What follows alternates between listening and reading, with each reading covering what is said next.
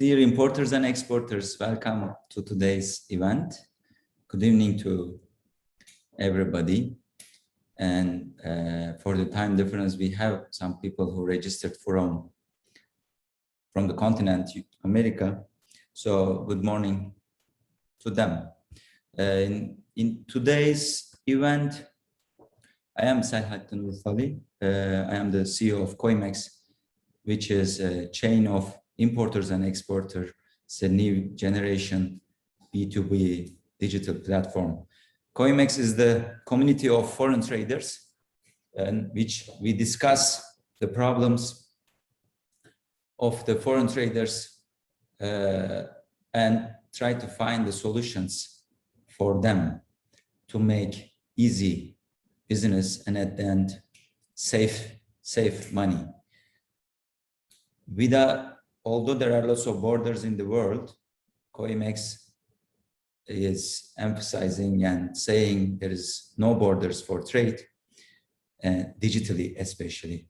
As everybody knows here in Corona time, unfortunately, it was a big hit worldwide, but digitalization got speed three times faster than before, and all the world is going to digitalize. Each and every city, each and every village getting digitalized. My 80 years old father is making Zoom conversations and video calls with China, with the supplier in China. And because this is amazing, and my father is staying in the factory in our village, you know. So it is while I'm watching this, I'm really excited. So today we are taking this advantage, and our guests are from Africa, Mr. Lucas Murenzi, the commercial attaché of Rwanda in Ankara, and Mr. Jonathan Kula, who is the PA of the Honorary Consul of Liberia. Unfortunately, Mr. Miwijusia, who was the first consular of Uganda, couldn't. He was one of our speakers today, but unfortunately he got COVID and he's having his treatment in the hospital. Because of this, he sent his apologies. But in case anybody has any questions about Uganda, we will forward the questions and we will get the answers and forward to you.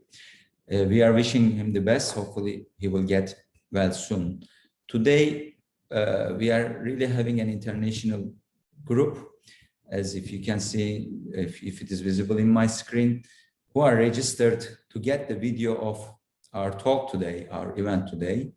Like 42% from India, around 2% from Saudi Arabia, 4% from Ethiopia, 2% from Afghanistan, 11% from Turkey, 5% from Kenya, 2% from Cyprus, Northern Cyprus, and 2% from Nigeria, 3.6% from Liberia, 3.6% from Cameroon, 2% from United States, 5% from Pakistan, and another 2% from Uganda.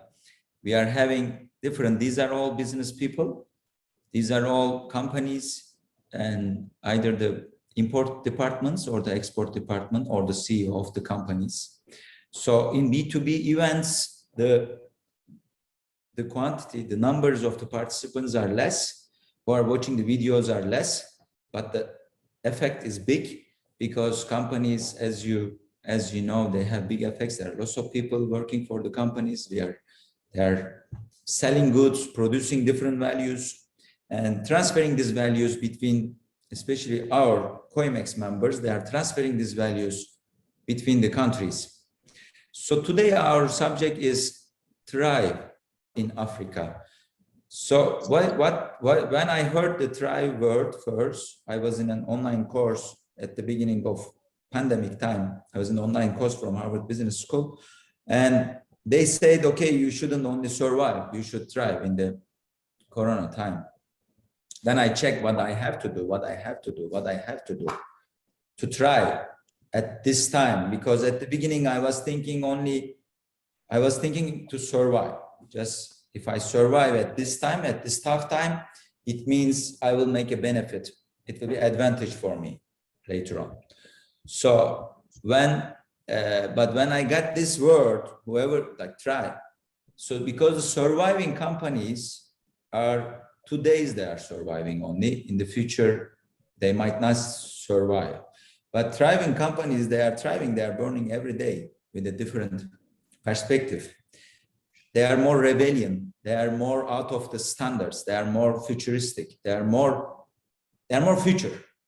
So what we believe is future in the world, what we believe future is Africa, with it is 1.5 billion population today. But I have checked today the WTO, World Trade Organization statistics. In 2050, which is like almost soon, in 29 years, Africa is becoming 2.5 billion people. So now when we think about all the world, 6 billion. So, and if you get a place, if you sustain and survive today and thrive in Africa, it means after 20 years, your company will impose the 50% population of today's world. Can you imagine? So there's a target today, and when all of us, we have targets, all the traders, all the business people, we have our own targets, personal targets, company targets, but always the targets are, especially in the food stuff, according to the population. And today's population in Africa is growing faster than the other countries. You know, in China, they have these limits for birth rates. In Africa, nobody has limits, we know, and I'm sure our speakers, they will talk about it. There are no limits in Africa.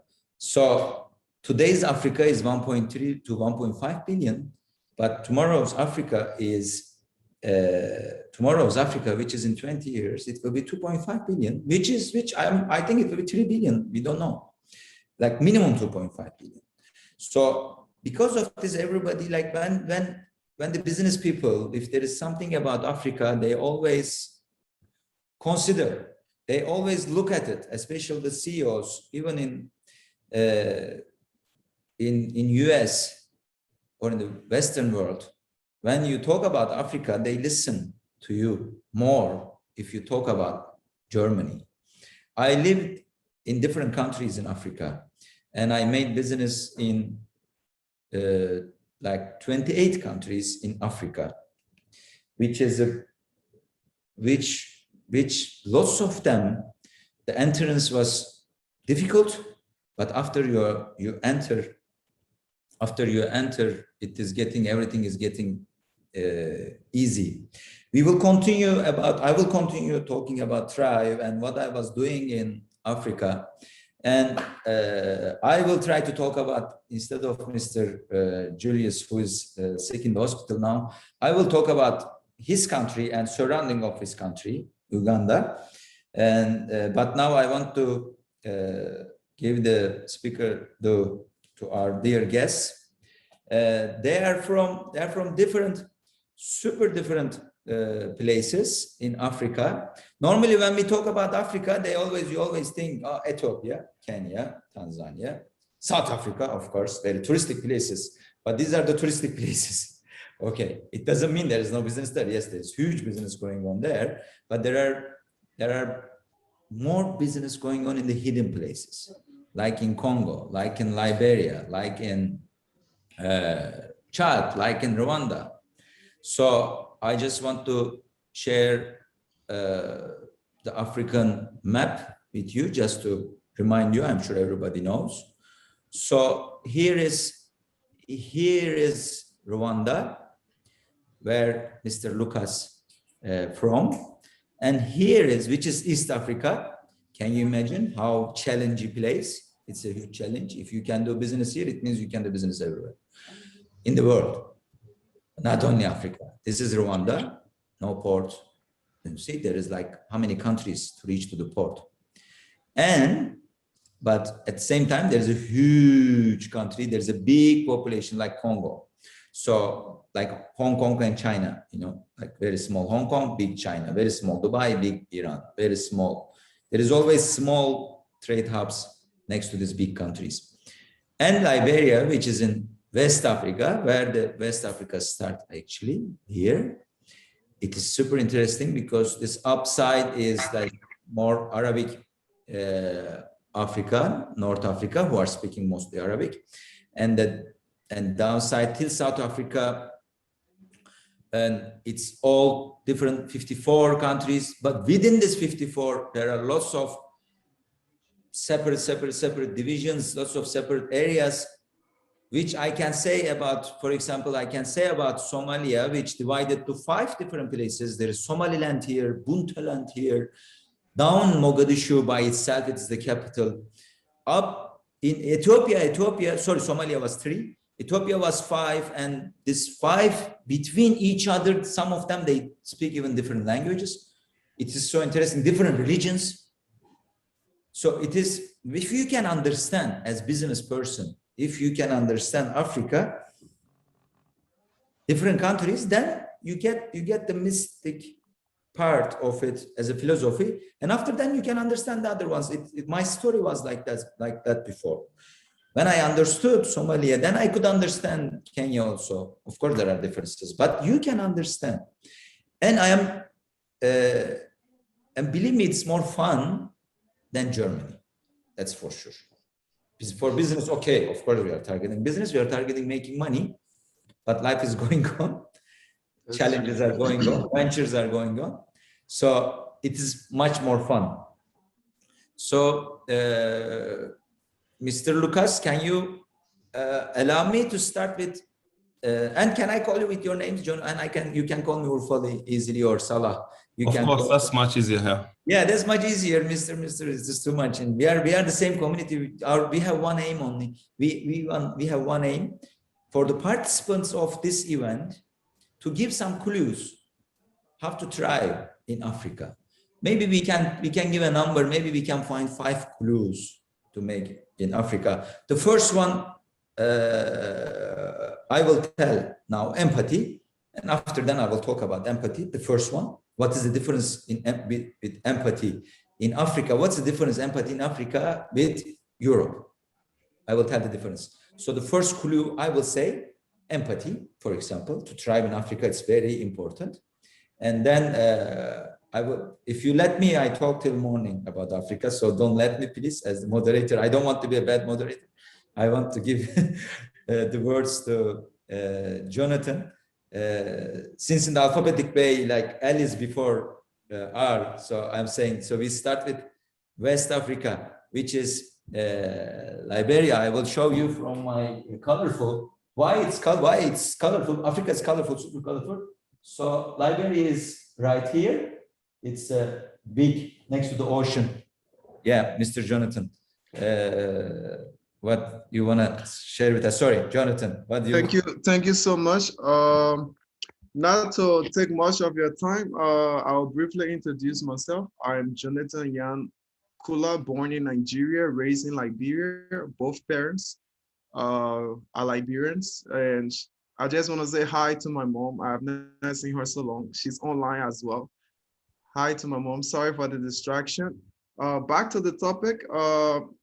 Thanks to Coimex for the invitation, and Jonathan Kula in Turkey right now. He's the personal assistant to the Honorary Consul General of the Republic of Liberia in Turkey, Mr. Selahattin Yilmaz. Mr. Selahattin Yilmaz, he's also the founder of the first automotive B4B platform over Europe and Turkey.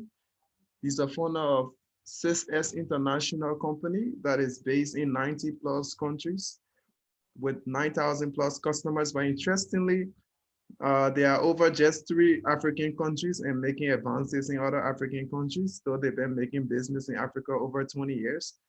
And in short, what I would say is right now, Europe, Africa, America compared to Africa, Turkey compared to Africa. Right now, after the COVID, with everyone being home, so many challenges have been realized on both sides of the coins. Right now, the supply and demand, the basis of which any transaction or trade goes on. Supply and demand right now, apart from Africa, I look around, supply and demand are both up. And all through economics, correct me if I'm wrong, you can comment in a box, in a chat box. All through economics, all the principles of economics always give analysis if demand is high and supply is low. If supply is high, demand is low, and vice versa. But right now we have a situation where we have supply is high, demand is low. In Europe, in America, in Asia, so many people are in need, and the same people that are in need, they are the same manufacturers. So right now, a lot of attention has been drawn to Africa, and I would like to congratulate all the Africans online here and say hi to you especially, and encourage you to take advantage of this conversation, because at the end of the day, it will be my hope that you will understand how much Coimex can benefit you, how much the availability of information can benefit you. And the B4B platform is to buy or to sell. You could be a client or you could be a partner. That's the first question. If someone asks you, do you want to be a client as in a partner, or do you just want to be a client who's buying? Every transaction is a business. You either need something or you have something that someone's need.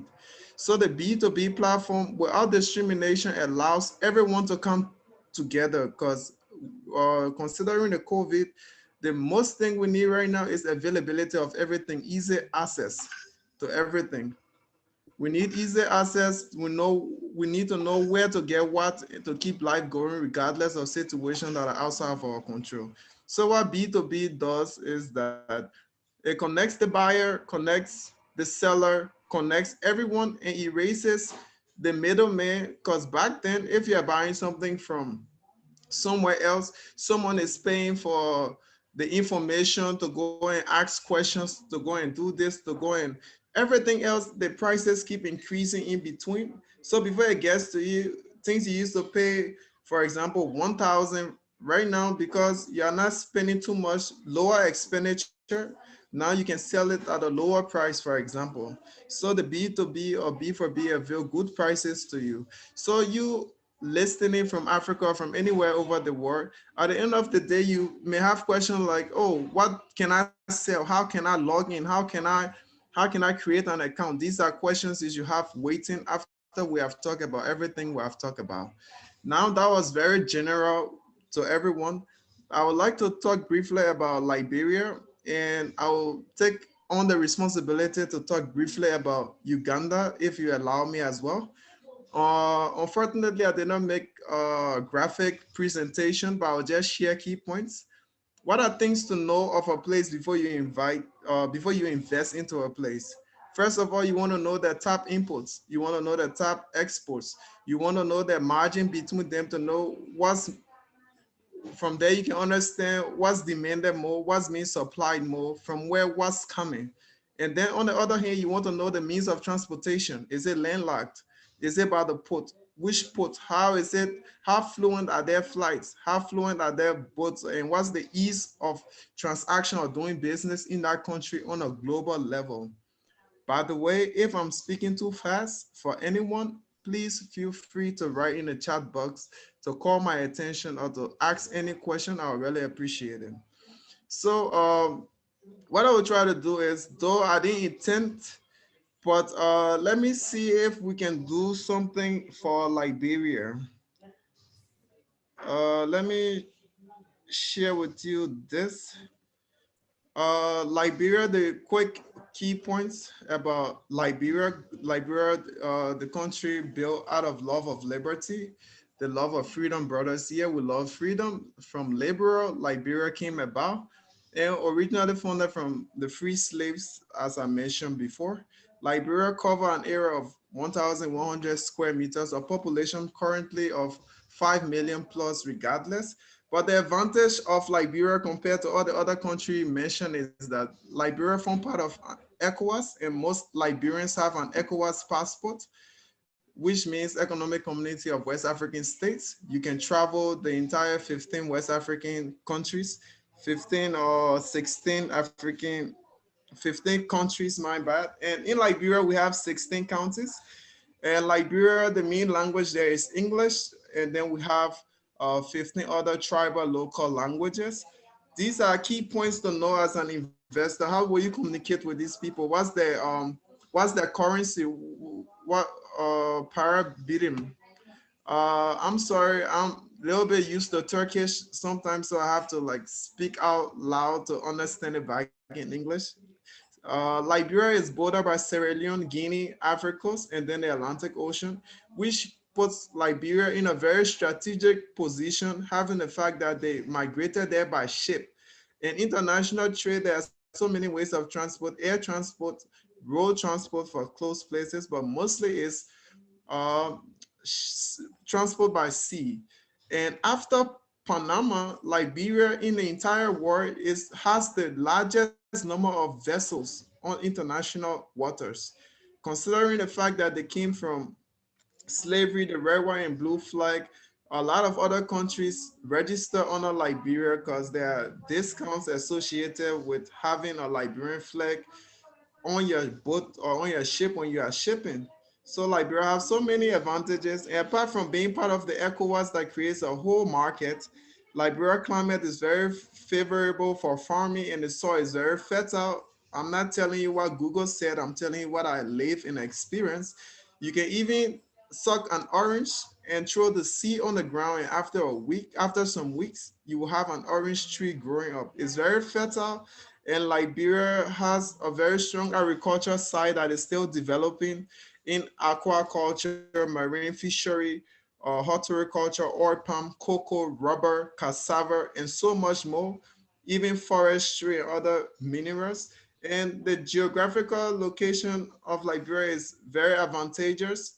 There is just rainy season, dry season, like most parts of Africa, but then it's not so hot or it's not so cold. There is always mild temperature, but when there is rain, there is heavy rainfall, which led to the very fertile untapped rainforest of Liberia, which is attracting a lot of investors interested in forestry.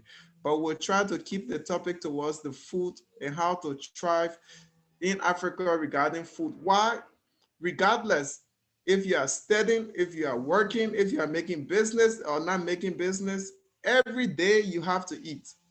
If you're not eating, it means you are fasting, regardless of a religion. Muslim fasts when they have the fasting time, Christian fasts when they see it, when they deem it necessary.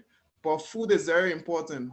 Since high school, we always said, what is energy? Energy is the ability to do work. How do you do work? How do you get that energy? You have to eat. So it's very important. How can we get this food?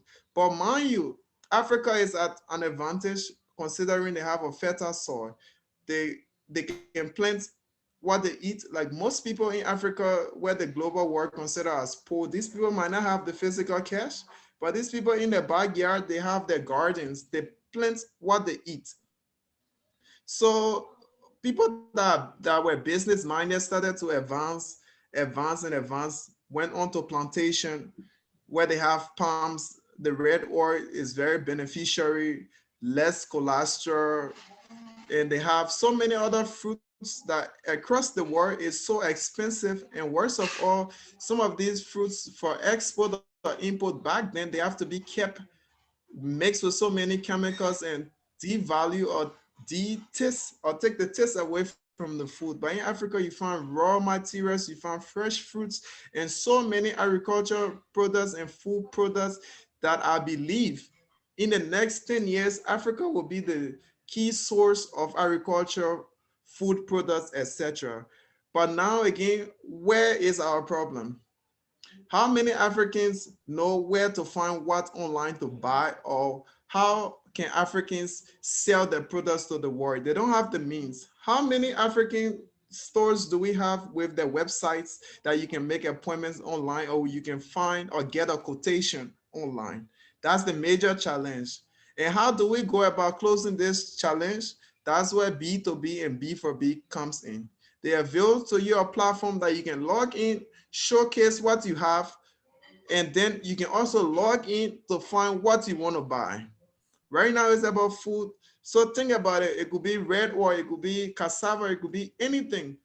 how is it being utilized? Once you learn the application, if you are new as an entrepreneur, your family got farms and villages back home that they're thinking about what you can do in the nearby future. Because honestly, I'll be honest with you all on this platform today to tell you that I look around Turkey, I look around Europe.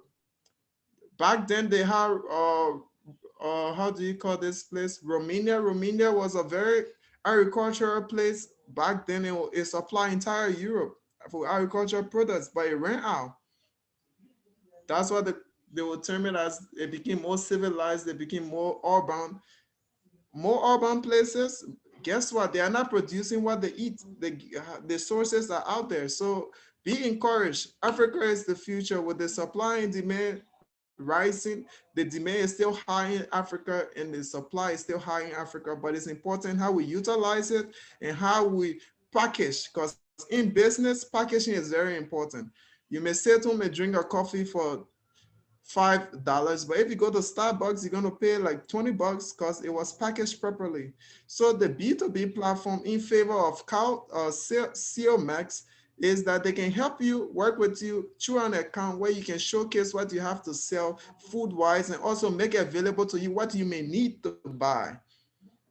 Helping you with transportation, because transportation is very important. So if you understand the key facts of a country that needs to be known, like how things are transported, if it's landlocked, what's the closest port, or what means or air means. Once trade starts to increase in Africa and money starts to be spent in Africa, Africa will definitely see so much development. Why? In the 1960s, Liberia was the only country to experience high GDP but no development. When your GDP is high, you have a lot of exports that is going on. But for development to take place in your country, money has to be spent in your country. The economy has to boost by expenditure in the country, not taking the money and going for vacation and spending it out there. So I'm saying this to encourage internationals and Africans as well that are listening today that Africa is the future. There are still places in Africa that people consider untapped, but then thanks to people with good heart, because one thing I admire from what Mr. Selatin said was that the first thing you need is empathy. Because mind you, Africans are now up to date. They are aware, they have learned a lot of things. People took advantage of them in the past. So if they don't see empathy and they don't see your true desire to see development and change, they have so many other options. We may be 20% of the world's population or more, but Africa right now they're in a very strategic position, and with the right people around them, there's no reason why growth shouldn't come true. Not to talk too much about Africa, the top 5 import goods in Liberia are passengers and cargo ship, as I told you, considering the Liberian flag, refined petroleum products, rice, usually from China, iron structures, because there are so many things that were destroyed in Liberia. And according to other studies, Liberia has so much copper wires or spare parts, or so many irons that are being demanded around the world. Irons are used in military, they are military applications. They can be used in the industrial sector and so many other sectors, and also boat propellers. Those are things imported by Liberia, Liberia top import. But what is Liberia exporting? Liberia exports gold, passengers and cargo ship, crude, petroleum, iron ore, and rubber. These are the top 5 exports of Liberia. But if an investor sees this, with the margin in between each figure, you can understand where and what is happening. What's being the main focus, what people are more interested in, more gold and other and rubber and other things, and why rubber is here but it's low. It might give you other idea. Is there monopoly on the market? Is there competition? If there is monopoly or competition, how can I beat it? For example, for the rubber, it's not like Liberia does not have a lot of rubber to export, but there's the Firestone company that existed for so long. It had an agreement that monopolized the entire market till 2018, 2020. Now rubber is being available. Sorry, I'm talking about other products that may not be food, but I believe the B2B platform may start from food and expand to whatever a person needs.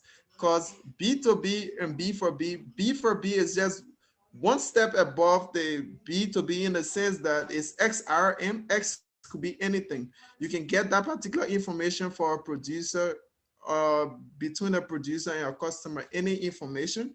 And in regards to Turkey, because we are currently in Turkey, the top 5 goods exported to Liberia from Turkey are petroleum products, cement, passenger ship liners, light trucks and vehicles, steel, iron rods, steels and iron rods, etc. The top 5 goods Liberia exports to Turkey: gold, demountable ship, timber, pure rubber, others, etc.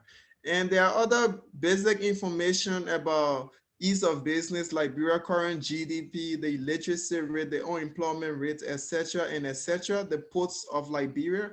And as a gift and kind will for creating this platform, I would like to state clearly that I will provide this information for the COMEX team to be able to learn more about Liberia, and it will help any investor, because most importantly, I will say again, information is very important. Some people who started this long time ago when there was no internet, they will have to travel. They will pay so much money to travel, hotel fees, not knowing who to ask, what to ask, and then they wouldn't even still get all of this information. But regarding Liberia, allow me to end with 10 reasons you should invest in Liberia. Liberia has access to the ECOWAS market with 335 million customers across the Mano River, across ECOWAS. And the cost of labor in Liberia is not as expensive, considering Liberian people are firstly warm-hearted people, very kind. They love to see development in their own country, that they are kind to the extent that they may be seen as naive or illiterate, but it's just out of kindness. And the cost of labor shouldn't be this low, but as Google has it, the cost of labor is $5 to $6. And the minimum restriction of the repatriation of profits and no currency exchange restriction. Liberia got so much less restriction when it comes to ease of trade, when it comes to tax return, when it comes to setting up a business. It's way, way easier in Liberia. And another advantage is the political stability, thanks to Ellen Johnson Sirleaf, who won the Nobel Peace Prize. There used to be war, Liberia is at peace. And the tax regime, the revenue code outline clear tax regulation and tax exemptions for investors. If investing in Liberia, you may establish a tax-free company, giving you incentives and giving you advantage to import and export on a tax-free basis, which will help you. And Liberia got connection to the international market also from the location itself, being bordered by the Atlantic Ocean. It could be a source that reaches out to the entire Africa, because not everyone is fortunate to have the Atlantic Ocean in 4 different ports. Liberia has one of the largest untapped natural resources when it comes to forests, when it comes to minerals, etc. And Liberia, again, was one of the first nations to get independence. And Liberia as a nation was the first to stop cutting down trees to promote deforestation, which means Liberia's soil is still untapped. Jonathan, can we share this one with the participants and with our members? When they need information, they can check it about, especially we will come back to the banks. I will have questions. Definitely, I won't go down that far. The banks. Just keep that information. I'm privileged to send this document PDF to you only about Liberia. Okay, and if anybody asks if anyone asks any question, we can get back to it. Yeah, but so far, I hope you can learn learn 1 or 2 about Liberia and what the B2B. I will ask you after Lucas. I will ask you. Definitely. I will ask you a question. I will ask you what a trade, because we are talking. We start with empathy, and I will ask you how a business person or a trade person daily life. What time they start, what time they eat, what time they sleep, is there any siesta in Liberia, and what is going on? I will ask you after. Definitely, I'll wait for you. After Lucas, thank you very much. And thank you so much for allowing me the opportunity to share. Thank you, Jonathan. Lucas, thank you and welcome again. And Rwanda, which we are talking about, super challenging. I'm not wrong. Yes, that's correct. Yeah, you can talk about all Central Africa, regarding all Central Africa, or about your country, of course. And as we talk, we start with empathy and what do you do in Rwanda? You just give us some clues, please. Thank you so much. Maybe to start with empathy. Rwandans, many people know about Rwanda's history. So it came from a very difficult beginning, 27 years ago. But right now, I think it's being applauded on very many fronts, on safety, on economic development pace, on fighting corruption, environmental cleanliness, and everything. So we, as in Rwanda, the empathy that people maybe should have with us is the fact that we are an inspirational story, at least to some extent, because we came from a brink of being a failed state in 1994 to some kind of beacon of hope on the continent and other developing countries. And now if I proceed from there, there's a lot to talk about, but I'll try to be general and brief. So if there's anything else that we need to discuss in detail, you can come in the QA or even afterwards. I've just shared in the chat my email and my telephone number for any of the participants who want to get in touch with me for details or specifics anytime after the Zoom session, maybe tomorrow, the week after, and so forth. So I saw that the topic is centered on agriculture. So I want to try and be biased towards agriculture in most of what I'll be saying. And first, I'd like to start with the relevance of agriculture in general, at least to the African continent. I'll be generic about it. It's a sad fact that about 70% of most sub-Saharan countries' livelihoods are derived from agriculture. But if you look at their contribution to the national GDP of the respective countries, it contributes to about 25 to 30% on average. So what that means is that 70 or 75% of the population is struggling with agriculture, but they're getting very, very little from what they're doing. But others, manufacturing and services like mining and all that, they do much, much better. So it is, I think, important to put agriculture at the front line if we're supposed to improve the livelihood of our people in Africa. The second thing is to share with you the hope that we see at the end of the tunnel for the African continent that is emerging right now. They say this is the time for Africa, and I think it's the reason to believe with them. First and foremost, as you mentioned earlier on, Africa is not only increasing in population, it's also having one of the youngest population, the most productive population, but at the same time, it's also increasing in purchasing power. So with economic development, I think most of the fastest developing economies right now are from Africa, although they're starting from a very low base, but at least the trend is very promising.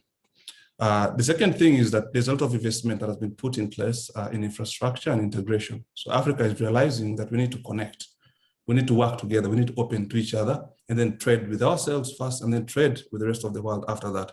So with that, we have seen infrastructure being built, whether it is roads, there are railways that are being built, airlines, cargo, connectivity is increasing, sea transport, even storages. There are so many economic and industrial parks being developed in almost all countries.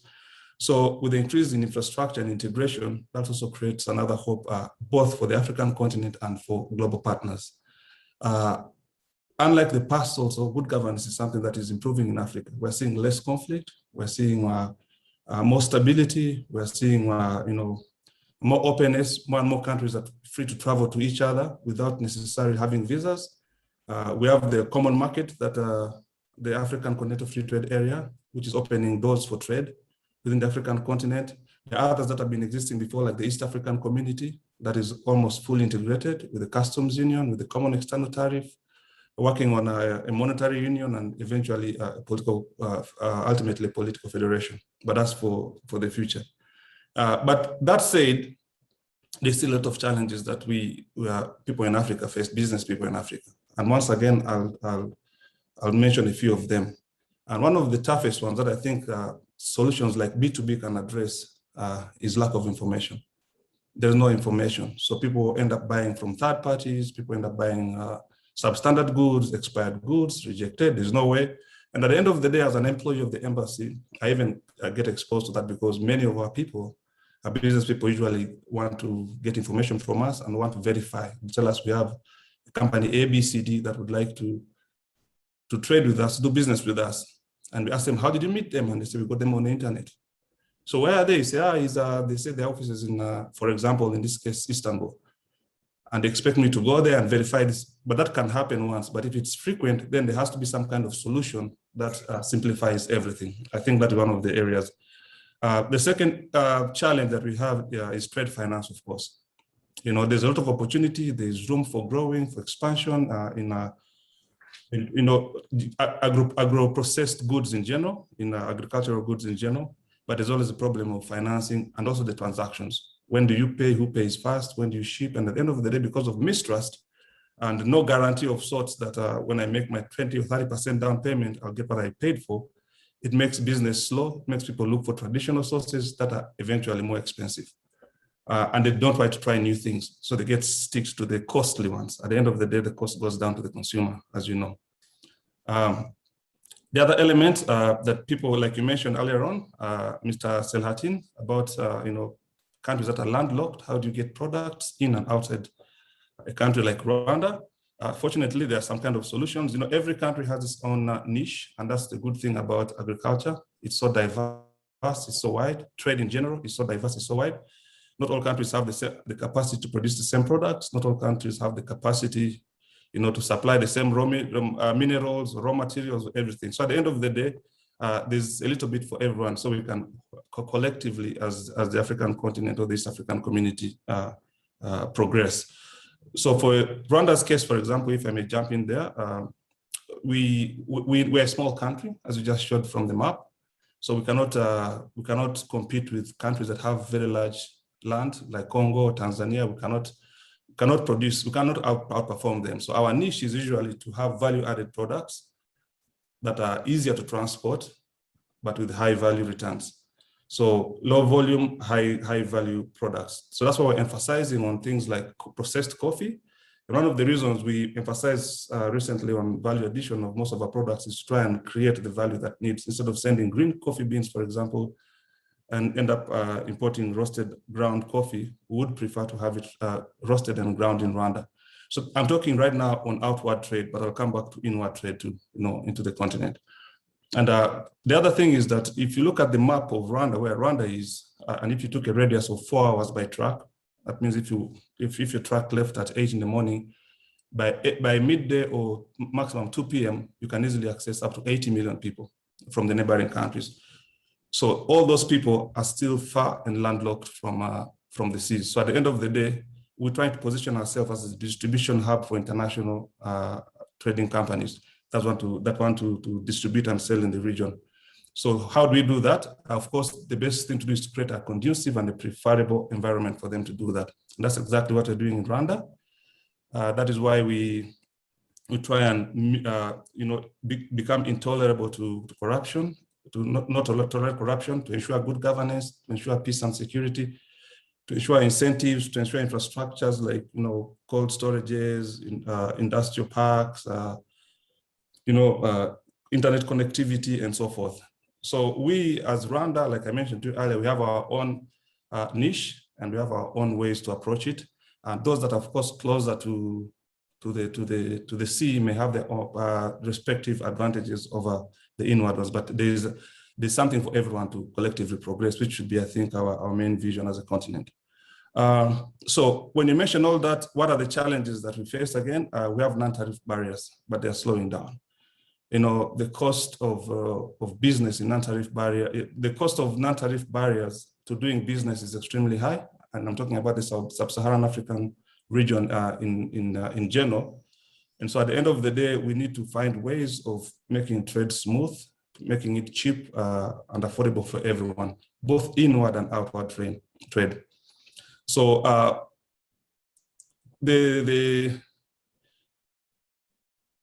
sorry, I wanted to mention, someone had requested me to talk a little bit about Rwanda.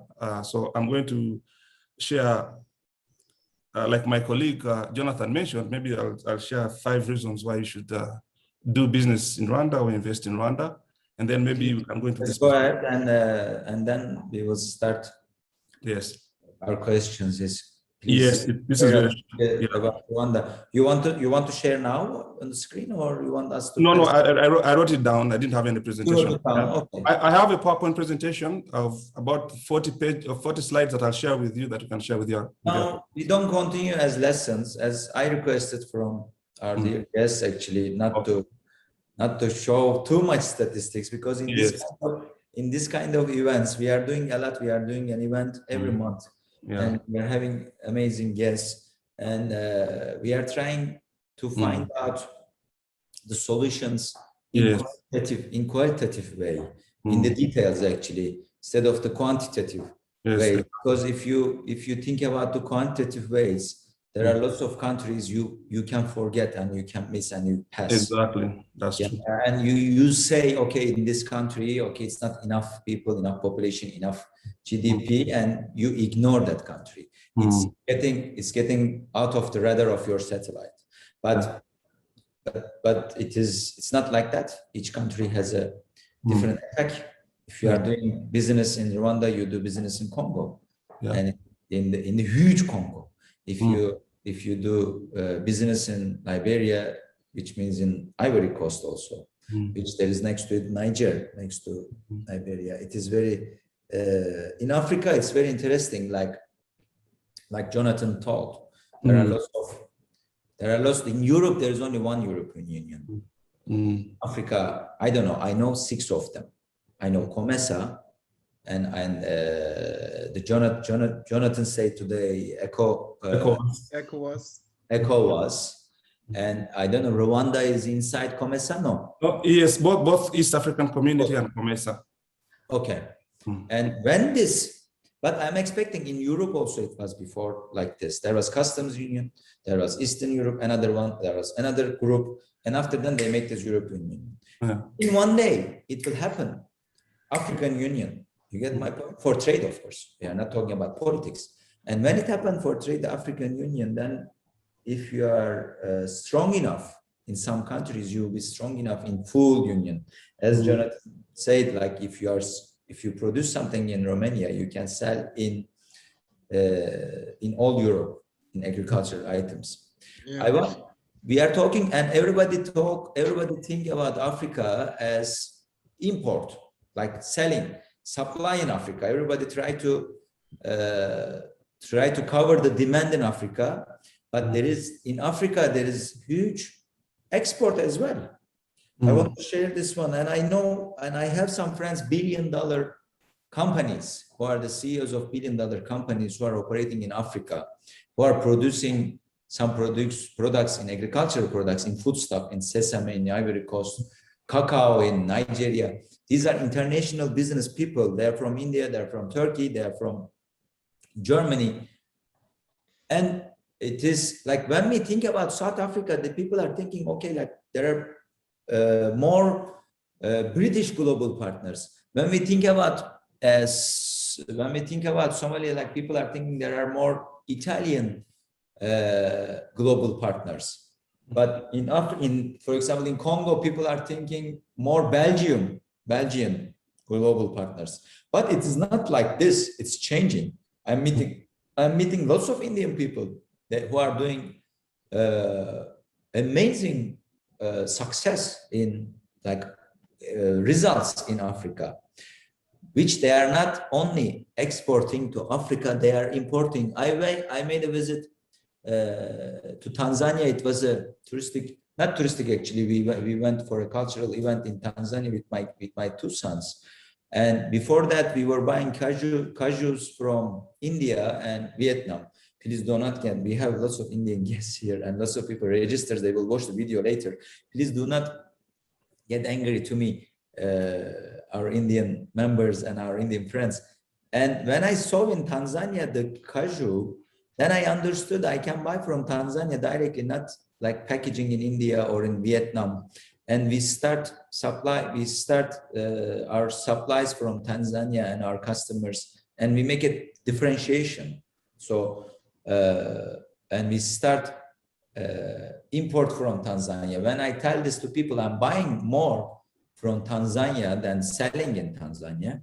People are looking at me like they don't understand. But this is as a different perspective, which I was talking about. When we are going to Africa, when we do this empathy, when we go to Africa, we shouldn't, I believe it's for my decision, I apologize. Of course, everybody is master in their businesses. Everybody know their businesses very well.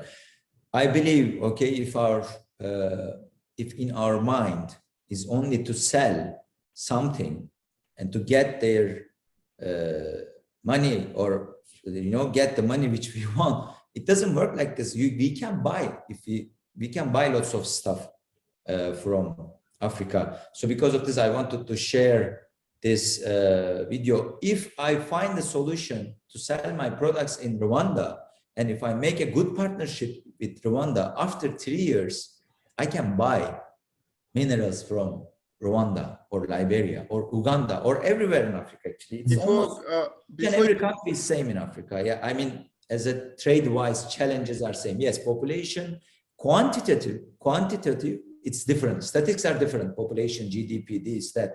But qualitative, the ways to make trade is almost same. Sorry, Jonathan, you wanted to say something? Before you share the video, before you leave the topic, is the important point you mentioned and he mentioned. You talk about empathy and you talk about corruption, you talk about monopoly and the problem of not having development in the country. And you talk about empathy and talk about GDP, high GDP, but no growth in the country. That's why empathy is very important, because in our history, a lot of foreign traders, a lot of other traders, they treated Africa as a farm. They never care about establishing the electricity. Once, for example, you got a whole house with 7 rooms, but you put a light bulb only in the room that you sleep in, because that's when you need light to read. That's how Africa has been treated for a long time. People will establish billion-dollar companies. It could be cocoa, it could be cassava, it could be yam, it could be anything, but they won't develop the road for a road to last. That even if the company is not there, there will still be road for the people in the community to drive their cars. Even if they are not there, everyone should benefit. That entire community should have electricity because you are using power. So it comes down to our generation to impact a change that will make sure that, okay, we have the potential, we have the market, we have the ECOWAS market, we have the East, North, South, West, Central Africa market. But then what's happening for Africa that will last for Africa is very important. And each African should make it their responsibility to know so much about Africa that they will even be motivated to not sell Africa cheap in any way, because Africa is a very rich and fertile place. We need empathy. We need people with passion to impact change, to be in position someday to help these investors. Because honestly, these investors, some of them don't have no idea how things are being carried out. They hope to learn. So they look for people with passion and empathy for Africa themselves. Africans with empathy for Africa. Africans with empathy for Africa enough to work with each other, because everywhere has its own specialty. As every finger is not equal, there are some countries that are landlocked, there are some countries that are by the sea. But apart from all of these things, considering the different locations, some African countries have different textile tastes, for example. So there are so many differences in Africa that makes them beautiful, that if we work together, there will be so much growth from trade. And let me tell you something, no one bites the hands that feed them. Once there is good trade and communication and flourishing business between countries, there will be no sense in fighting or no sense in war. People will run away from these things, because I'm a very social person. I may talk very socially. Rich people don't like to die. They have so much reason to live. Nobody wants war. So in our history, we have had wars, we have had so many high GDP, but no development. This should also be a wake-up call for foreign investors, that even when you are in Africa and you are investing, have empathy for humanity.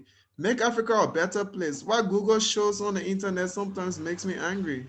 But what can I do? There is no internet for people to upload these things. People who know these things are sitting if you're not part of the solution, you're automatically part of the problem. Let's be part of the solution and help advance trade and attract trade to Africa, because Africans and Africa can both sell and can also buy.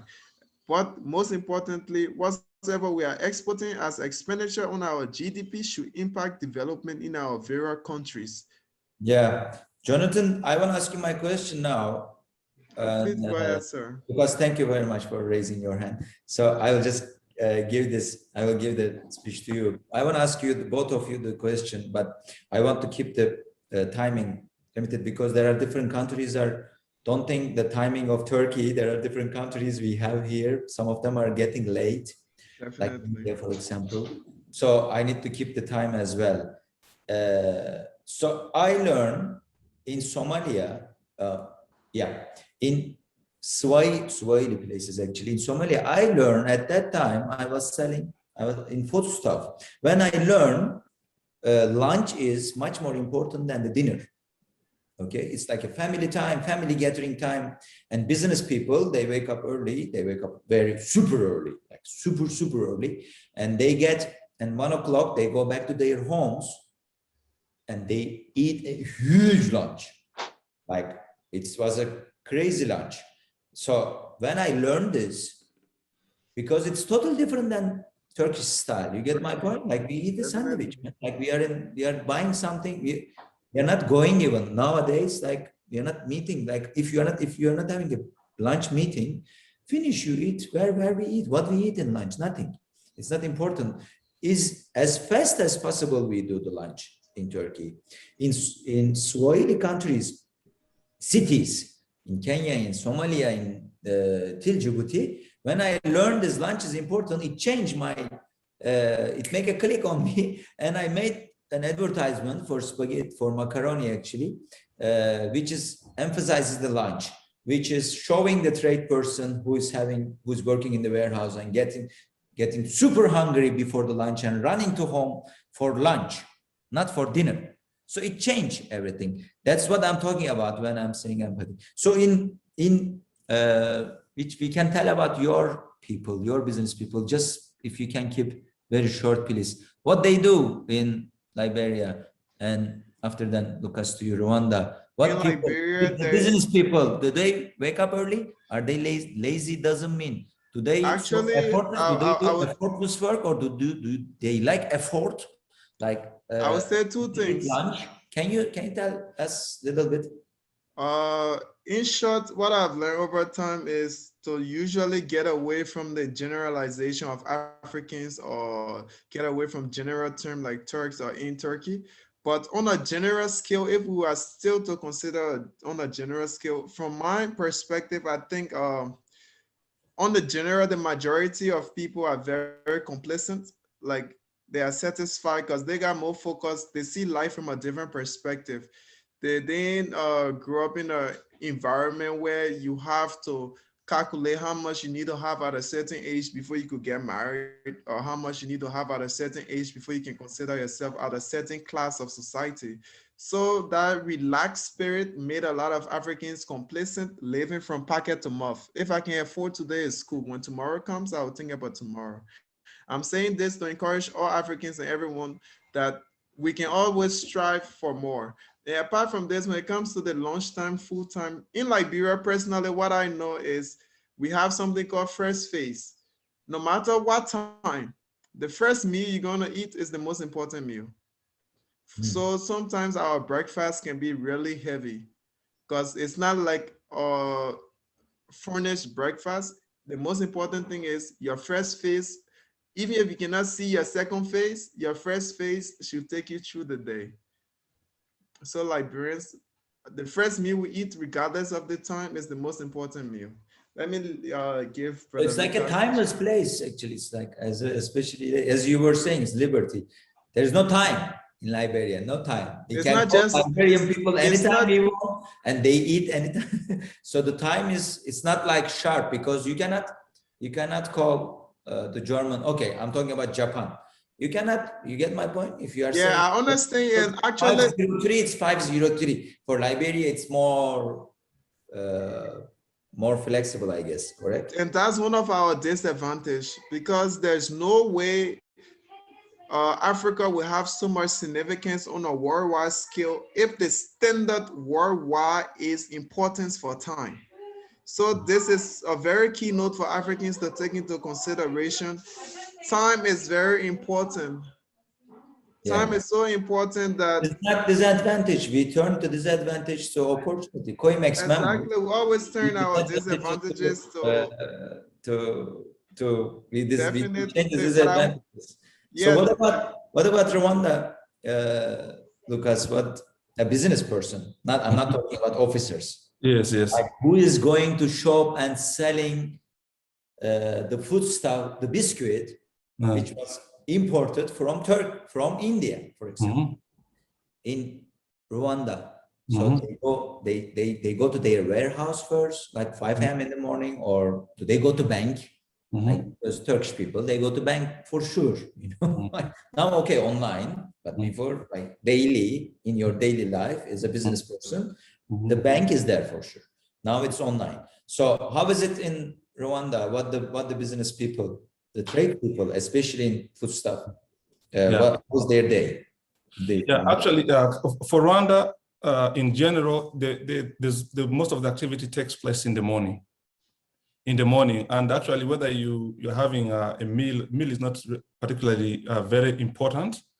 But some of the other things, most of the transactions, the business deals, even the traditional, for centuries ago, the market days used to open from very early in the morning and close by midday. Then in the afternoon, they go into other things. So action is in the morning.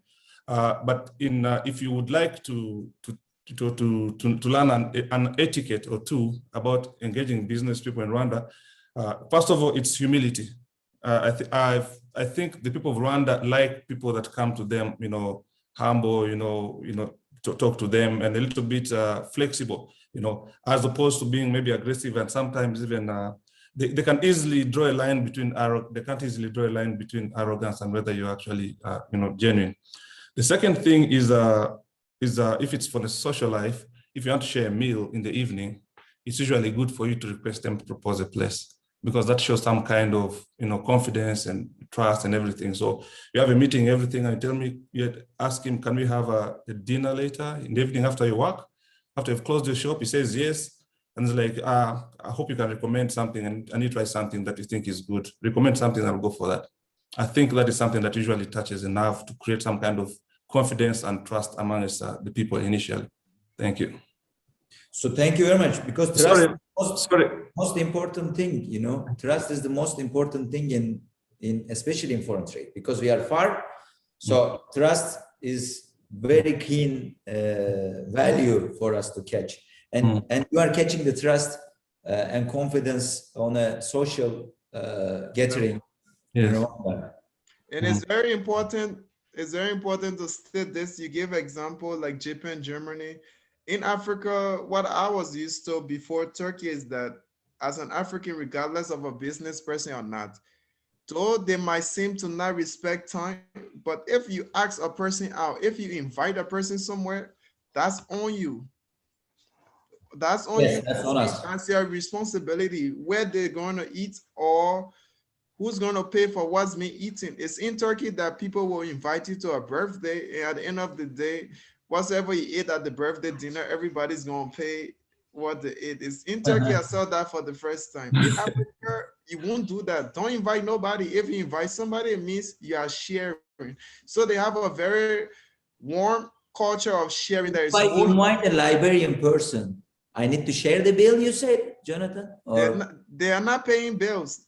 If you invite them, okay, they're not paying bills. Okay, the guest doesn't pay, like Turkish. The guest doesn't. No, Okay. that's not what I experienced in Turkey. Okay, I don't know how Turkey. Okay, like, you too. but Liberians are like this. If I invite you, it's my responsibility because I'm taking time away. Not like Germany and all.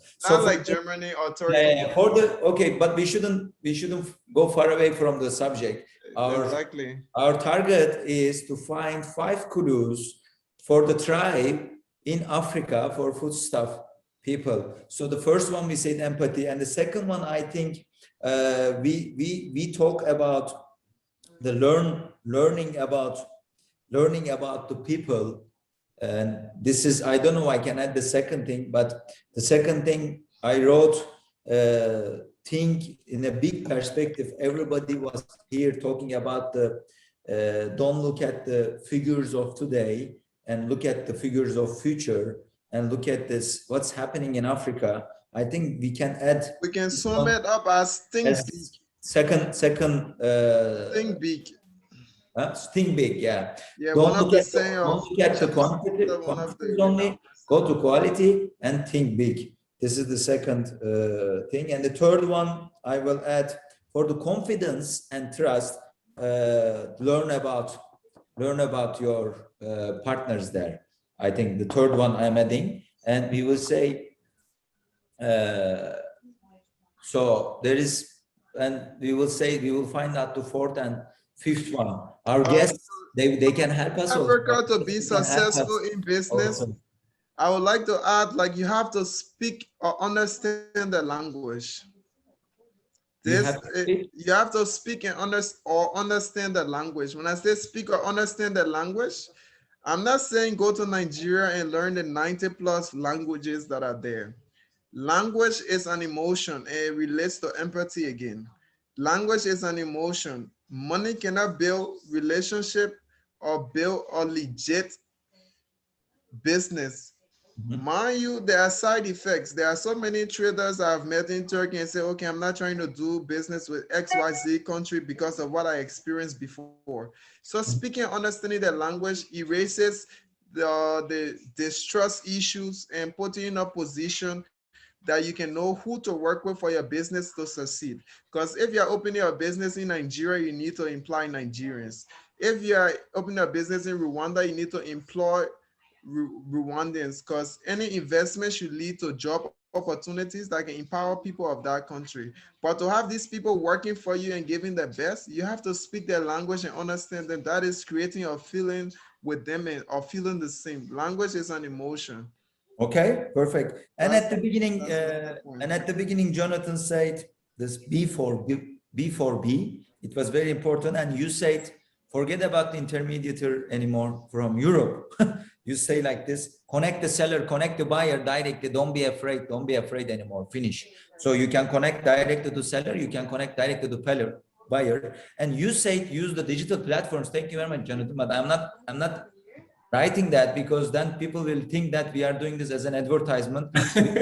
Believe me, I didn't talk with Jonathan. Yes, no, it was not from you.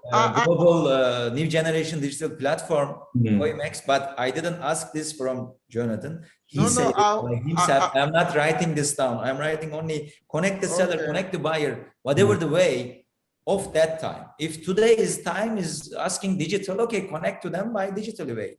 And there is one Coimex member, Madam Rupa from Uganda. It's so interesting. It's so interesting. I was so surprised. I was not thinking in Uganda buying Turkish hazelnut.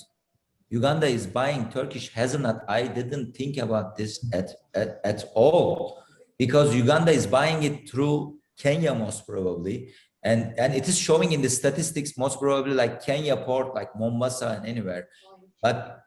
And we learned it from Madame Rupa. I was so surprised. And they are buying from Amsterdam. They are buying from Germany. Can you imagine? None of the Turkish business people, but we like challenge. Yes, we like venture as Turkish business people. And none of them, they approach. Because we didn't think. That's what we are talking about. Big, think big. In a different perspective, I'm talking about. And you said, both of you said the internet sales are increasing. Package is very important. This is like normally from African person. It is, yes, GDP, the big GDP is high, but the small, like per person, it is a little lower than the other continents, of course, but the per person.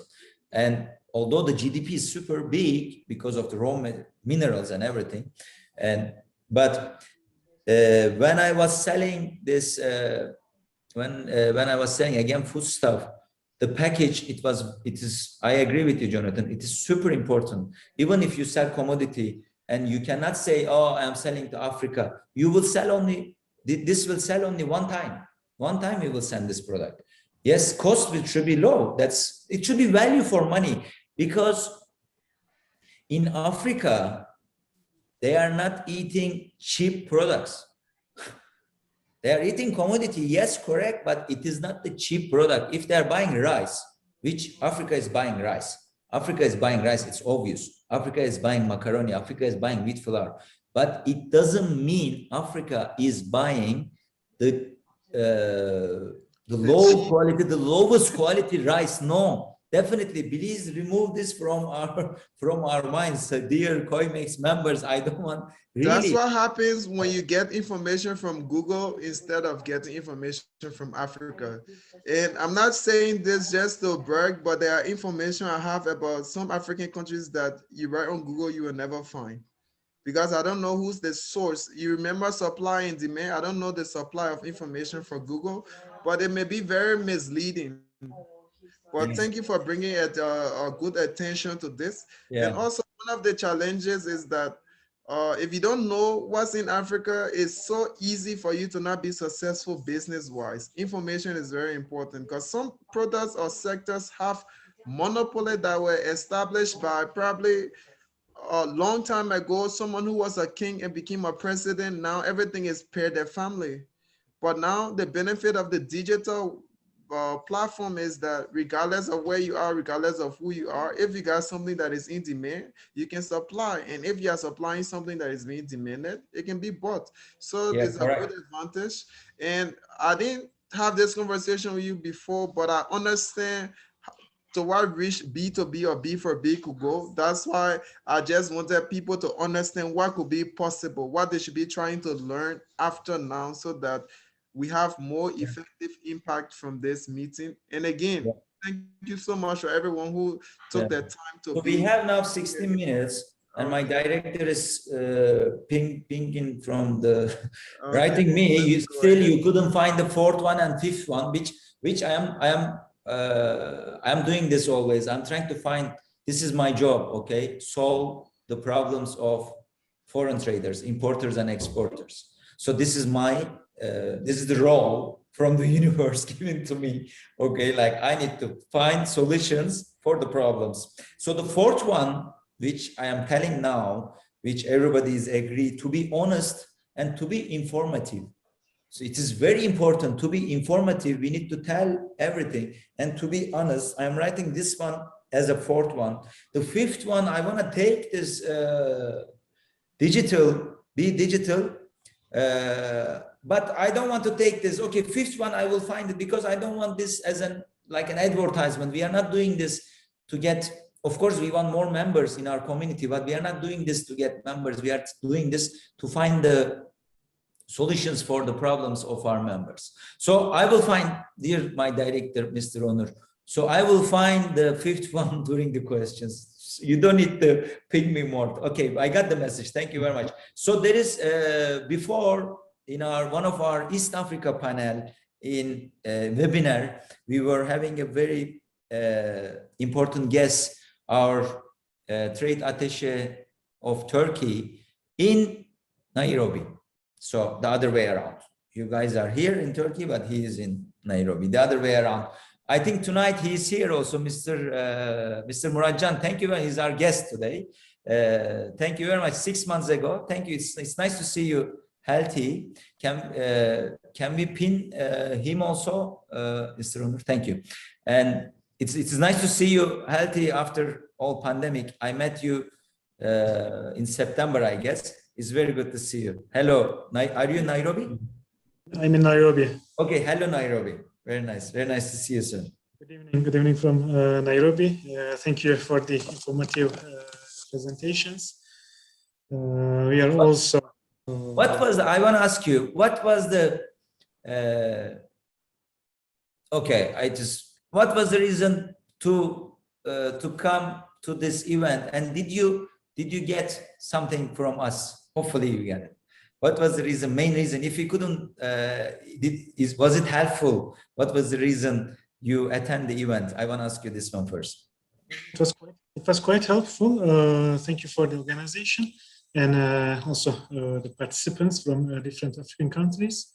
My participation, main reason behind my participation of this event is I have been working in Kenya for 3 years now, and also I have realized sometimes we need more insight from African professionals. Okay. Okay. I found the fifth one. Dear my director, I found the fifth one, Mr. Onur. Okay. Insight from African partners, right? Like counter partners. If you're an attaché from the attaché, if you're a business person, it doesn't need to sell or it doesn't need to be your customer. Insights from your counterparties, correct? True. Okay, thank you very much. Mr. Muratjan, how is it in Kenya, especially for foodstuff? And Kenya is super important. And I think, Mr. Lucas, in Rwanda, you are using Kenya ports. Kenya is a port country. Can you say some couple of words to our, especially for foodstuff importers and exporters? Yes. What's going on in Kenya? Is it opportunistic? Actually, Kenya is importing a lot of foodstuff. When you look at the top imports of Kenya, you will always see some basic things like flour, wheat, palm oil, rice, that kind of products. They're always in top 10 every year. Kenya is importing that stuff. Also, Kenya is a very big manufacturer of agricultural products, foodstuff, but there are some products very basic and it's not growing enough in Kenya, like rice and wheat, that kind of thing. So Kenya is importing in great amounts of that kind of products. So of course, there's an opportunity. And also processed goods keep being imported to Kenya. And actually Turkey is, mostly exporting to Kenya, like maybe construction materials, steel products, textiles, fertilizers, that kind of things. Also pasta and flour is really big from Turkey to Kenya.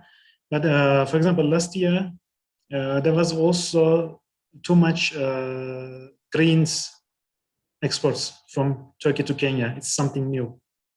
Grains? Greens. I say greens. Greens. Like fresh vegetable, fresh vegetable and also processed. For example, bezelye. What is it in English? Green peas. Right? Yes. Green peas, bezelye. Green peas. Nobody like to eat green peas, but in Kenya they're. Yes, they do. The ones which we hate when we were kids. Green peas. Yeah. Which spinach and green peas. They were telling us to eat, but I didn't like at that time. So this is green peas. So in Kenya, wow, it's super interesting. Yes, that is very important. So thank you very much for sharing. This is the same. I'm feeling the same excitement like when I heard they are buying packed hazelnut of Turkish hazelnut in Uganda. If they are buying green peas in Kenya. And if it take your attention, it means if it is taking an attention of the trade attaché, it means it is something, quantity is good. So, wow. It wasn't there. The previous year, it was almost zero. In 2020, it is huge amounts. I don't know what has changed. Anything is possible. Anything is possible.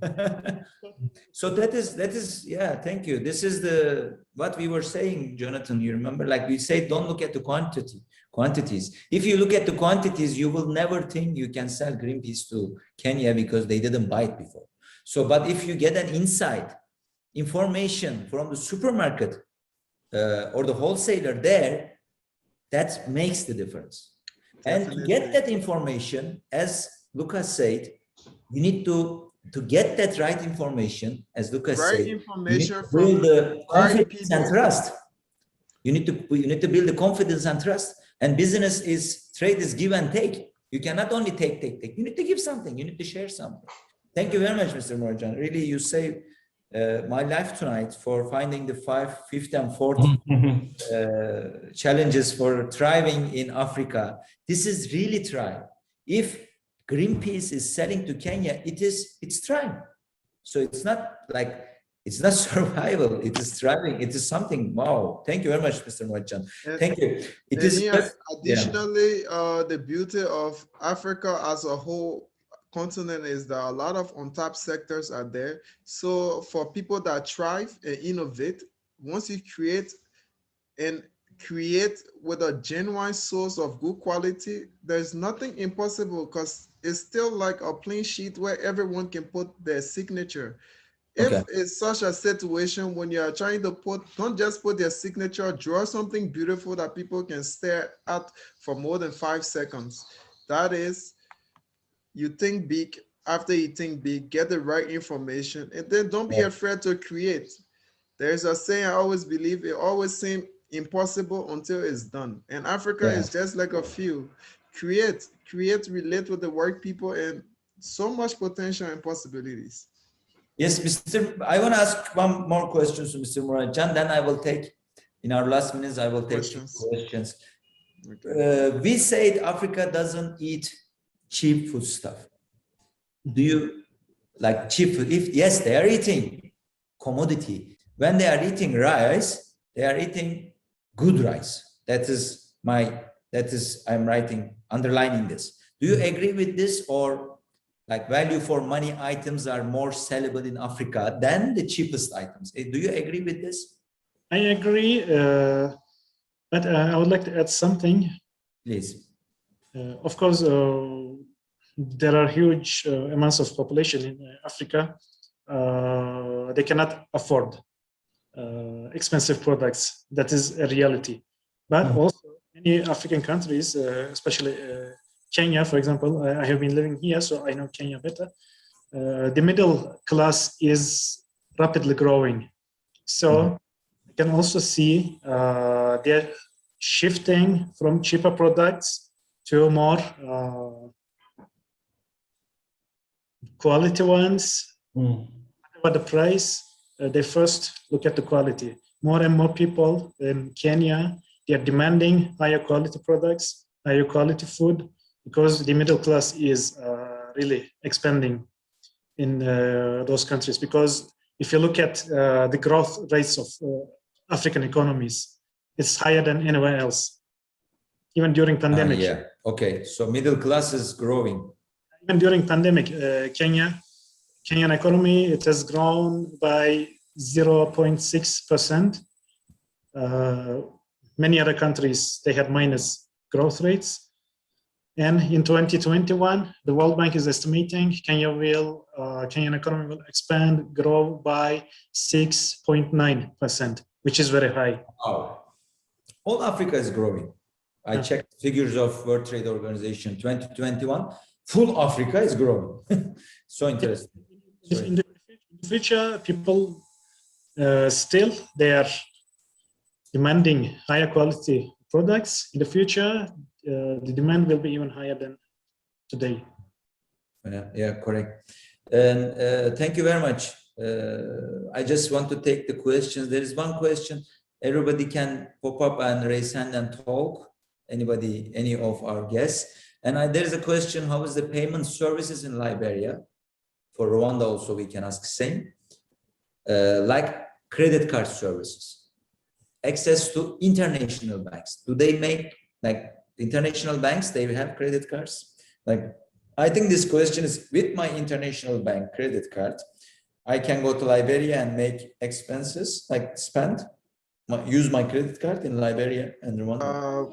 Actually, I was going to share with you the list of the top banks. We have like 10 international banks in Liberia. Some are open to letter of credit, some are open to TT payments, but it depends on the sector of trade. For example, if you're doing forestry or rubber, from X work to the port, you require so much work, so much inspection, skilling, getting so much different permits. So for that particular sector, The term of payment may vary. They might tell you 30% cash up in hand to get everything up to port, and then at the port you have like the remainder payment against documents or bill of lading, etc. So it depends on the products and the parties that are involved.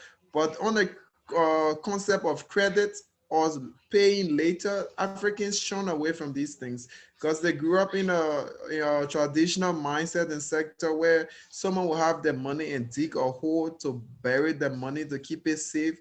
They are not so used or customized to the banking system. The trust issues, they still believe these people are stealing my money, I better keep it at home. So normally, if you want to do business fast in Africa, it's better to go with cash upfront in hand, because some of the things, someone may have all the material you might need or demand to buy, but that person might not have a specific license required by Turkey. For example, if you go and do forestry, other countries, you can just import or ship the wood or whatsoever. But for Turkey, you need to get a phytosanitary certificate. You cannot pay for that with a letter of credit, for example. You need to have cash on hand because that guy, he's comfortable. That's the main problem. He's comfortable. He gets his daily bread. So he's not a very, very, very notorious seller. He wants to sell, but even if he doesn't sell, he's cool. He didn't sell. Okay. So what I'm So saying, this, but cash can on you hand. share us that international banks who are making Cash on hand. and we will share with our members, please, in Liberia, that 10 international banks you say are operating. Please share us. How is it in Rwanda? Okay, I will share this. Yeah, in Rwanda,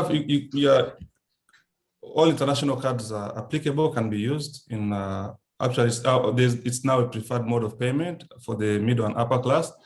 So all cards from Europe, Singapore, everywhere, I have a few of them and they work very smoothly. But if it's for internal, for the lower population, below the pyramid, it has been taken over by mobile money transactions. So mobile money transaction is basically to the fruit vendors and store owners and taxi and What do you mean riders. by mobile money transaction? Mobile money is, I don't know how, it's by mobile, it's this, how do they call it?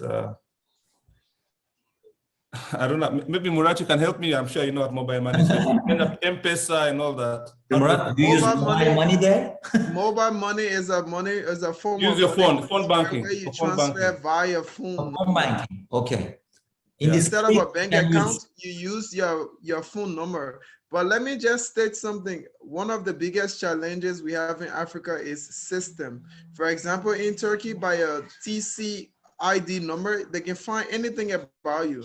But we don't have a standardized system. That's one of the biggest challenges that's going to be faced by most of this digital platform. Because if you want to give someone credit, where will you find that person again if you have no standardized database that tracks that person, or you can record that person in hospital, banking, or whatsoever? So that's a very, very big problem. There are so many other rumors to it how they're going to get over those problems. But in Africa, a government might decide to change the entire passport. Everyone will change their passport number. They might decide to change entire license plates for cars just to generate money for government. All of those things keeps Africa away from the standard set up across the world that makes it easy to do things. So all of those things might be minor challenges, but it's good that we are not talking about the challenges now. But hopefully with time, just keep that in mind. Like the standardized system outside of Africa might be a problem in Africa to get things on a more general basis where everything can be accessible, where people can be more comfortable to talk about credits or credit card payments. Okay, thank you. And so there is another question, and unfortunately we talk a lot. I'm so sorry. So this question we will take. If there's no other questions, we will end up our session. So Turkey to, yeah, as all our traders are asking, and I'm sure that this question is coming to Mr. Muratcan a lot as well. The common export is textile, correct? And then what other products are common export? But we answered this, green peas. We answered this question. You said macaroni, correct? Flour. But it can be anything actually. Last a Turkish company even sold a ferry to Kenya. Salt and what? Which one? Sorry. Ferry. The sea vessels. Okay. Yeah. Even. Yeah. Also, What about in Rwanda? Everything also in Rwanda? Yeah, actually in Rwanda, most of the products that are imported from Turkey are construction materials and machinery and textiles, and for food, I also get some wheat from here. Yeah, but the biggest percentage is textiles, construction materials of all forms, and machinery. Okay, thank you. And for Liberia, Jonathan shared with us. Do you want to add anything? Like biscuits, for example, can sell in Liberia from India, for example, Jonathan? In Liberia, it's not about the product, it's about your strategic sale plan, your network in the country. Because everything there is possible to be soon. But people won't know. If people don't know, how can you sell? So it depends on the person marketing plan.